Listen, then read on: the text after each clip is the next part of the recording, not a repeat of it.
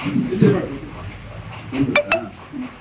ನಾನು ಹೊರಟಾರೆ ಕುಲ್ಲೂರು ಹತ್ರ ಹೋಗಿ ನಮ್ಮ ಒಂದು ಗೊತ್ತಿದ್ದವ್ರ ಹತ್ರ ವಿಶೇಷ ಪೂಜೆ ಮಾಡಿಸಿದ್ದೀನಿ. ಅದಲ್ಲದೆ ಈಗ ಒಂದು ಆಂಜನೇಯ ಸ್ವಾಮಿ ಪ್ರಸಾದ ಬಂದು ನೀರಿಗೆ ಹಾಕಿದ್ದೀನಿ. ಯಾಕೆಂದರೆ ಒಂದು ಅವ್ರ ಭಕ್ತಿಗೆ ಸಿಗಬೇಕು ಎಲ್ಲಾದ್ರೂ ಆ ನೀರಿನ ಹರಿವು ಉಂಟಲ್ಲ ಕಮ್ಮಿ ಆಗಿ ಹುಡುಗ ನೀರು ಹಾಕಿದ್ರು. ಅದೇ ಅಮ್ಮ, ಅದೇ ತಾಯಿ ನೀರು. ಹೌದಮ್ಮ ತಾಯಿ, ನೀವು ಅಳ್ಬೇಡಿ, ನನಗೆ ನೀವು ನಮ್ಮ ತಾಯಿ ಥರನೇ. ಯಾಕೆಂದ್ರೆ ಮೊನ್ನೆ ಸಮೇತ ಯಾರು ಹೇಳಲಿಕ್ಕೆ ಕೇಳಲಿಲ್ಲ. ಇಡೀ ನಮ್ಮ ನೀವೇ ಸರ್, ನಾನು ನಿಮ್ಮ ಮಗ ಇದ್ದಾನೆ ಕೆಳಗಡೆ, ಮತ್ತೆ ಅಲ್ಲಿ ಹೋಟ್ಲವ್ರು ಇದ್ದಾರೆ, ಮತ್ತೆ ಅರ್ಜುನ ಕೆಳಗಡೆ ಒಟ್ಟು 3 ಜನ ನಮ್ಮವರೇ. ಅವರಿಗೋಸ್ಕರ ನನ್ನ ರಿಸ್ಕ್ ನಾನು ಬರೆದು ಕೊಟ್ಟು ನೀರಿಗೆ ಇಳ್ದದ್ದು. ಯಾಕೆಂದ್ರೆ ಕೆಳಗಡೆ ಹೋದ್ರೆ ಒಂದು ಚೂರು ಕಣ್ಣಿಗೆ ತೋರುದಿಲ್ಲ. ಯಾಕೆಂದ್ರೆ ಅಷ್ಟು ಕತ್ತಲೆ ಇದೆ, ಜೀರೋ ಇದೆ. ಅಲ್ಲಿ ಜೀರೋ ಅಂದ್ರೆ ನಾವು ಕಣ್ಣಿಗೆ ಬಟ್ಟೆ ಕಟ್ಟರೆ ಯಾವ ರೀತಿ ಇದೆ ಆ ತರ ಇದೆ ಅಡಿಯಲ್ಲಿ. ಅದಲ್ಲ ಅಲ್ಲಿ ಕೆಳಗಡೆ ಉಂಟಲ್ಲ, ನಾನ್ ಸಹ ಹೋಗಿದ್ದೇಕೆ, ನಮ್ಮ ತಾಯಿ ಇದೆ, ತಾಯಿ ಮಕ್ಕಳು ಇದ್ದಾರೆ, 3 ಜನ ಅಡಿಯಲ್ಲಿದ್ದಾರೆ. ಅವರ ವ್ರತ ಬೇಕೊಂದು ಏನಾದ್ರೂ ಒಂದು ಜೀವಂತ ಆಗಿ ಇರ್ಲಿ, ಒಂದು ಇಲ್ಲಾಂದ್ರೆ ಅವ್ರ ಮಕ್ಕಳಿಗೆ ಒಂದು ಸದ್ಗತಿ ಆದ್ರೆ ಆಗ್ಬೋದು. ಅದಕ್ಕೋಸ್ಕರ ಬಂದಿದ್ದೀನಿ ನಾನು. ಆಗ ಇವತ್ತು ಕೂಡ ಹಾಗೆ ಬಂದಮ್ಮ. ನಿಮ್ಮ ಖಂಡಿತವಾಗಿ ಸಿಗಬೇಕು, ನಾನು ದೇವರ ಹತ್ರ ಪ್ರಾರ್ಥನೆ ಮಾಡಿದ್ದೇನೆ.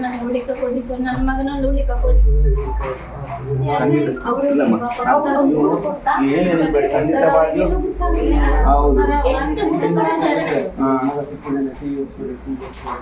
ನಾನು ಎಲ್ಲಾದ್ರೂ ಮಾಡಿ ಹುಡುಗಿ ಕೊಡ್ತೇನೆ. ನನ್ನ ಪ್ರಯತ್ನ ನಾನು ನೋಡಿ, ನನ್ನ ಉಸಿರಿಂದ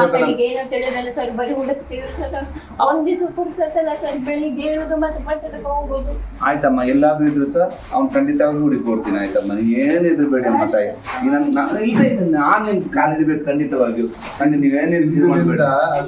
ಹಿಂದಿನಿಂದ ನೀನ್ ಎಲ್ಲೂ ಹೋಗ್ಬೇಡ, ಮನೇಲಿ ಆರಾಮಿರಿ.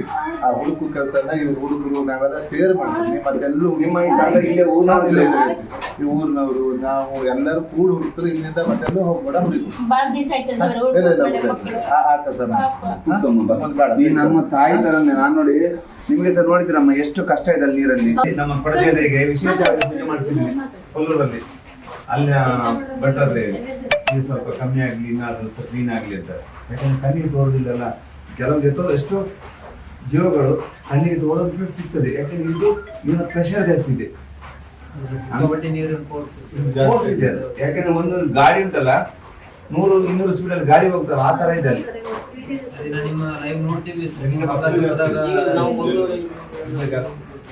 ಸರಿಯಾಗಲ್ಲ.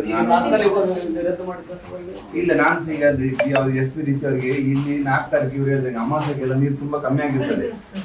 ಕಮ್ಮಿ ಆದಾಗ ಉಂಟಲ್ಲ ನೀರಿನ ಪ್ರೆಷರ್ ಕಮ್ಮಿ ಆಗಿರ್ತದೆ ಅವಾಗ ನಾನು ಬೆಳಿಗ್ಗೆ ಒಂದು 3-4 ತಾರೀಕು ಬಂದು 2 ದಿವಸ ಇಲ್ಲೇ ಕುತ್ಕೊಂಡು ಆಮೇಲೆ ಉಡುಪು ವ್ಯವಸ್ಥೆ ಮಾಡ್ತೇವೆ. ಅಷ್ಟೇ ಸಾಕು ನಮ್ಗೆ. 3-4 ತಾಸಿಗೆ ಅಂದ್ರೆ ಅಲ್ಲಿ ಏನಾದ್ರೂ ಕಮ್ಮಿ ಆದ್ರೆ ನೀರು ಅಡಿಗೆ ಹೋಗ್ಲಿಕ್ಕೆ ಆಗ್ತದೆ. ಅಲ್ಲೂ ನಾನೇನ್ ಮಾಡ್ತೀನಿ ಗೊತ್ತಾ, ಅಲ್ಲಿರುವ ಮರಗಳನ್ನು ತೆರವು ಮಾಡಿಸ್ಬೇಕು. ಅಷ್ಟು ಮರ ಉಂಟಲ್ಲ ಅಡಿಯಲ್ಲಿ, ಆ ಮರಕ್ಕೆ ಅಡಿಯಲ್ಲಿ ಏನೋ ಸಿಕ್ಕಾಕೊಡ್ಬೇಕು. ಇದ್ದ 3 ಆಲದ ಮರ ಸಿಕ್ಕಿದೆ ನನ್ಗೆ. ಆ 3 ಆಲದ ಮರನ ಮೇಲೆತ್ತಿದ್ರೆ ಅಡಿಭಾಗದಲ್ಲಿ ಸಿಕ್ಕಿದ್ರೆ ಮೇಲೆ ಬರ್ತದೆ. ಮರ ತೆಗಿಬೇಕು. 3 ಮರ ನಾನು ಅದೇ ಆ 3 ಮರಕ್ಕೆ ನಾನು ಹಗ್ಗ ಹಾಕಿದ್ರೆ, ಈಗ ಬೋಟ್ ಇಳಿತೇವೆ ನಮ್ಮ ಕೇಬಲ್ ವೈರ್, ಆ ವೈರ್ ಹಾಕಿ ಫಸ್ಟ್ಗೆ ಹಗ್ಗ ಹಾಕಿಬಿಡುದು. ಹಗ್ಗ ಹಾಕಿದ್ಮೇಲೆ ಕೇಬಲ್ ಹಾಕಿ ಕೊಟ್ಟೆ ಬಿಡುದು. 3 ಕೇಬಲ್ ಹಾಕಿ ಬಿಟ್ರೆ ಮೇಲೆ ಹತ್ತಿದ್ರೆ ಆ ಟೊಂಗಿ ಅಡಿಯಲ್ಲೆಲ್ಲ ಸಿಕ್ಕಿ ಬಿದ್ದಿದೆ, ಏನ್ ಮಾಡ್ಲಿಕ್ಕೆ ಆಗೋದು. ಅದು ಏನಾಯ್ತು ಗೊತ್ತಾ, ಬುಡ ಮೇಲಾಗಿದೆ, ಟೊಂಗಿ ಎಲ್ಲ ಮಣ್ಣಡಿಯಲ್ಲಿ.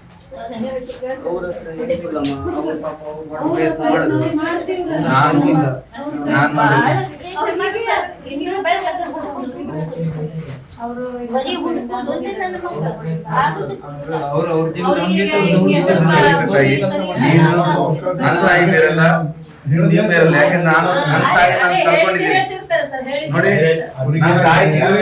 ಇವತ್ತಿಗೆ ಒಂದು 16 ದಿವಸ ಆಯ್ತು ಅಷ್ಟೇ ನನ್ನ ತಾಯಿ ತಿರುವಾಗಿ.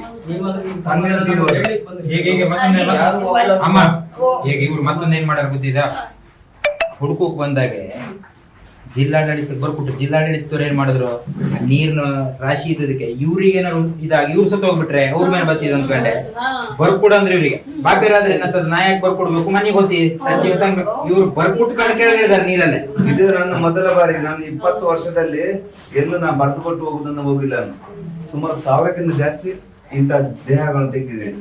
ಆದ್ರೆ ನಾನು ಈ ತಾಯಿ ಮತ್ತೆ 2 ಇದ್ರಲ್ಲ ಒಟ್ಟಿಗೆ ಅವರ ಮಕ್ಕಳಿದ್ದಾರೆ, ಅವರಿಗೋಸ್ಕರ ನಾನು ನನ್ನ ಸ್ವಇಚ್ಛೆಯಿಂದ ನಾನು ಬರ್ಕೊಟ್ಟು ಲೆಟರ್ ಸೈನ್ ಹಾಕಿ ಫಸ್ಟ್ ನೀರಿಗೆ ಇಳಿದಿದ್ದೀನಿ. ನಾವು ನಂಬ್ಕೊಂಡ ದೇವ್ರು ಮಾತ್ರ. ಕೊಲ್ಲೂರು ಮುಖಾಮಿಗಾಗಿ ಕೊಡಚಿ ದೇವರಿಗೆ ಇವತ್ತು ಪ್ರಾರ್ಥನೆ ಮಾಡ್ಕೊಂಡಿದ್ದಾರೆ. ಅಲ್ಲಿ ವಿಶೇಷವಾಗಿ ಪೂಜೆ ಮಾಡಿದ್ದಾರೆ.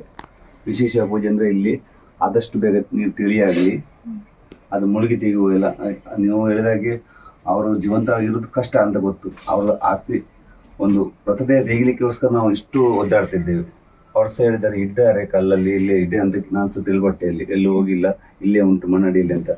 ಅದಕ್ಕೆ ನಾನೀಗ ವಿಶೇಷವಾಗಿ ಪೂಜೆ ಮಾಡ್ಕೊಂಡು ಇವತ್ತು ಪ್ರಸಾದ ತಂದು ಹಾಕಿದ್ದೀನಿ ನೀರಿಗೆ.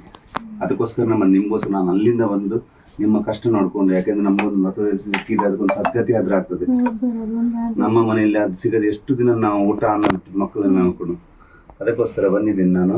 ಅದಲ್ಲದೆ ಈಗ ನೀರು ಮಳೆ ಮೇಲ್ಗಡೆ ಬರ್ತಾ ಉಂಟು. ಈ 2 ದಿವಸ ಮಳೆ ಇಲ್ಲ ಅಂತ ಇಲ್ಲಿ ಈಗ ನೀರು ಕಮ್ಮಿ ಆಗಿಲ್ಲ. ಆ ಮೇಲ್ಗಡೆ ಮಳೆ ಕಮ್ಮಿ ಆದ್ರೆ ಅಲ್ಲಿ ಆ ಕಡೆ ದೂರದಲ್ಲಿ ಇಲ್ಲಿ ಕಮ್ಮಿ ಆಗ್ತದೆ. ಅದಕ್ಕೆ ನಾನೀಗ ಈಗ ಅಮಾವಾಸ್ಯೆ ಹುಣ್ಣಿಮೆಗೆ ಒಂದ್ಸಲ ನೀರು ಬೆಳಿಗ್ಗೆ ಒಂದ್ಸಲ ಕಮ್ಮಿ ಆಗ್ತದೆ. ಕಮ್ಮಿ ಆದಾಗ ಒಂದು 2 ಗಂಟೆ ನೀರಲ್ಲಿ ಮುಳುಗ್ಬೋದು ಈ ಕಡೆ. ಆ ಟೈಮಲ್ಲಿ ಮುಳುಗಿ ಆ ಜಾಗದಲ್ಲಿ ಏನಿದೆ ಅಂತ ನೋಡ್ಬೋದು, ಆಯ್ತಾ? ಹಾಗೆ ಮಾಡುವಂತ ಬಂದೆ. ಅದಕ್ಕೋಸ್ಕರ ನಾನು ನಿಮ್ಮ ಹತ್ರ ಕೇಳ್ಕೊಂಡು ನಿಮಗೆ ಸಹ ಆದಷ್ಟು ಸಂಘ ಸಂಸ್ಥೆಯವರು ಪರಿಹಾರ ಕೊಡ್ತಾರೆ. ಆದರೆ ಹೋದ ಜೀವ ಮತ್ತೊಂದ್ಸಲ ಬರೆಯಲ್ಲ. ಆದರೆ ಅವರ ಆಸ್ತಿ ಒಂದು ಸಿಗಬೇಕು, ಅವರೊಂದು ಜೀವ ಸಿಗಬೇಕು, ನಮಗೊಂದು ಸದ್ಗತಿ ಮಾಡ್ಬೇಕಂತ ನನ್ನ ಕೈಯಲ್ಲಾದ ಪರಿಶ್ರಮ ನಾನು ಖಂಡಿತವಾಗಿ ಹಾಕಿ ಹುಡುಕಿ ಕೊಡ್ತೀನಿ. ಹೌದಮ್ಮ, ಯಾಕಂದ್ರೆ ನಿಮ್ದು ಅಲ್ಲೊಂದು ಕೆಂಪು ಕಲ್ಲಲ್ಲಿ ಒಂದುಂಟು, ಕೆಂಪು ರೆಡ್ ಕಲರ್ ಹೂವುದು. ಇದು ದೊಡ್ಡ ಇವಳಿಗೆ ಯಾಕಂದ್ರೆ ಅಷ್ಟು ದೊಡ್ಡದ ಅಂಗಿ. ಇದು ಒಂದು ರೈನ್ಕೋಟ್ ಒಂದು ಉಂಟು ಅಲ್ಲಿ ಕಲ್ಲ ಹತ್ರ, ಮಧ್ಯ ಕಲ್ಲ ಹತ್ರ ಉಂಟು ಕಲ್ಲು ಬಂಡೆ ಅಡಿಯಲ್ಲಿ ಉಂಟು ಅದೊಂದು. ಅದು ನಿಮ್ದೇ ಯಾರ್ದವ? ರೈನ್ಕೋಟ್ ಇತ್ತ ಕೆಂಪು ಕಲರ್ ಅವ್ರದೆಲ್ಲ ಸಿಕ್ಕಿದೆ. ಅದು ರೈನ್ಕೋಟ್ ಒಂದು ಇದೆ ಕಲ್ಲಡಿಯಲ್ಲಿ, ಅದು ನೋಡ್ಕೊಂಡು ಅದಕ್ಕೆ ನಿಮ್ಮದು ಏನೋ ಕೇಳ್ಕೊಂಡು ಹೋಗುವಂತ. ಕೆಂಪು ಅಂಗಿ ಹಾಕೊಂಡು ಹೋಗಿದ್ರ, ಟೀ ಶರ್ಟ್ ಹಾಕೊಂಡು ಹೋಗಿದ್ರ?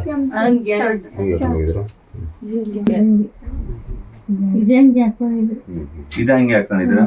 ನನಗೆ ಸಿಕ್ಕಿದ್ದು ಈ ತರದೇ ರೈನ್ಕೋಟ್, ಹೂವು ತರ ಉಂಟು. ಕೊಲ್ಲೂರು ಕೊಡಚಾದ್ರಿಗೆ ಅಲ್ಲಿನ ಭಟ್ರಿಗೆ ಫೋನ್, ಮತ್ತೊಂದು ಸ್ವಾಮೀಜಿ ನಿನ್ನೆ ಅವರೆಲ್ಲ ಬೇರೆ ಸ್ವಾಮೀಜಿ ಫೋನ್ ಮಾಡಿ ಅಲ್ಲಿಂದ ನನ್ನ ಮುಂದೆ ಕಾಂಗ್ರೆಸ್ ಕಾಲ್ ಹಾಕಿ ಪೂಜೆ ಮಾಡಿಸಿ ಪ್ರಸಾದ ಈಗ ಆಂಜನೇಯ ದೇವರದ್ದು ತಗೊಂಡು ಬಂದು ಗಾಳಿ ನೀರು ಸ್ವಲ್ಪ ಕಮ್ಮಿ ಆಗ್ಲಿ ಅಂತ ಪ್ರಸಾದ ತಂದು ಹಾಕಿದ್ದೀನಿ. ಆಯ್ತು, ನೋಡುವ. ಇವರ ಮೃತದೇಹ ಖಂಡಿತವಾಗಿ ಅಲ್ಲಿ ಸಿಗ್ತದೆ, ಏನು ಕಮ್ಮಿ ಆಗ್ಬೇಕು ಅಷ್ಟೇ ಅಮ್ಮ.